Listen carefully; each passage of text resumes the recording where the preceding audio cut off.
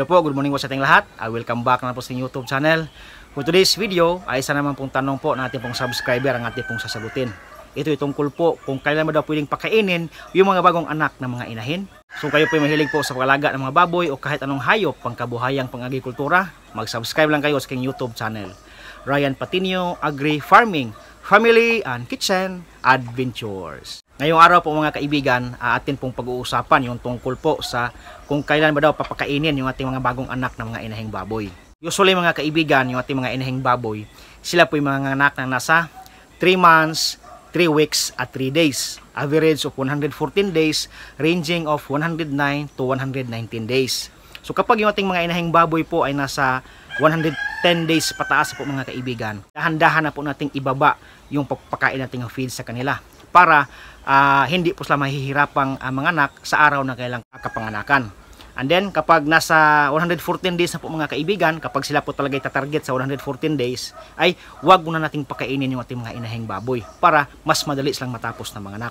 Mahirapan kasing manganak yung ating mga inahing baboy, lalo na kapag busog po yung kanilang tiyan. Kaya pag napansin po natin, kapag malapit na po manganak yung mga inahing baboy, sila po yung dumi ng dumi para hindi po mahihirapang manganak. Kapag nanganak na po yung mga inahing baboy po mga kaibigan, matatapos na po yung kanilang panganganak kapag nakalabas na po yung placenta. Kasi minsan, yung mga biik po ay tapos na pong lumabas, pero yung placenta o inunan po ay hindi pa siya naka-detach, nakadikit pa lang siya sa uterus ng ating mga inahing baboy. Kaya minsan, yung paglabas ng placenta ay aabot ng maximum of 5 hours bago mailabas lahat. Minsan din, paglabas ng placenta, mayroon pang biik na sasama doon po sa placenta o inunan. Kaya kapag yung ating inahing baboy po ay nalabas na po lahat ng kanyang inunan, yan po, masasabi na po natin na tapos na po manganak yung ating mga inahing baboy. Kapag tapos na po manganak yung ating mga inahing baboy, dapat po nating wag siya nating pakainin ng feeds after manganak. So kapag siya po yung nanganak ngayon, so kinabukasan na po natin papakainin. Kapag siya nanganak po ng hapon, ganun pa rin kinabukasan na po natin papakainin. So after 12 hours pataas, diyan na po tayo mapapakain ng feeds sa ating mga alagang inahing baboy pagkatapos niyang manganak. Yung pagbigay po ng feeds po mga kaibigan, huwag po yung sobrang dami. Dapat dahan-dahan lang muna yung ating ibigay na feeds. Huwag po nating bigyan ng sobrang daming feeds kasi po tagal pong babalik sa normal yung kanyang uterus. Huwag po nating biglain na pagbigay ng sobrang dami ng feeds. Tayo po ay magsisimula lang sa 1/4 kilo hanggang aabot ng 1/2 kilo, 3/4 kilo hanggang aabot po tayo ng 1 kilo. Dahan-dahan po nating damihan yung feeds ng ating mga inahing baboy araw-araw hanggang aabot na po tayo sa average o normal na feeds na dapat po nating ipapakain sa ating mga alagang inahing baboy. So ang pagpapakain po sa mga alagang inahing baboy, kung ilan po yung kanyang biik ay atin po yung i-divide by 2. So yan po yung dami natin pong ipapakain.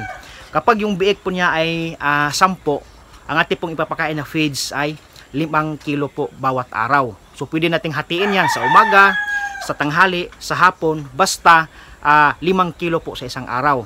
Kapag yung inahing baboy naman po ay nanganak ng 12 na mga piglets, so 6 kilos sa isang araw. So 2 kilo sa umaga, 2 kilo sa tanghali, at saka 2 kilo sa hapon.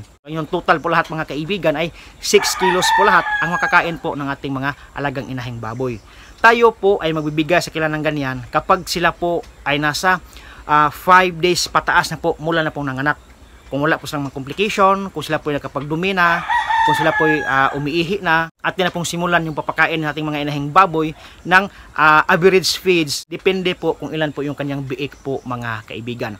Basta ng ating pong tandaan, kapag bagong panganak yung ating inahing baboy, huwag muna nating pakainin. At saka kinabukasan po mga kaibigan, bigyan po natin ng feeds ng paunti-unti hanggang aabot po tayo ng 5 days na magkakaroon na siya ng average feeds po mga kaibigan.